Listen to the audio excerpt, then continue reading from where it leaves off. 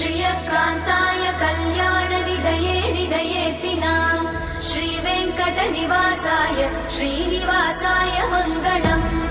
लक्ष्मी सविभ्रमालोकसुभ्रूविभ्रमचक्षुषे चक्षुषे सर्वलोकानां वेङ्कटेशाय मङ्गलम्।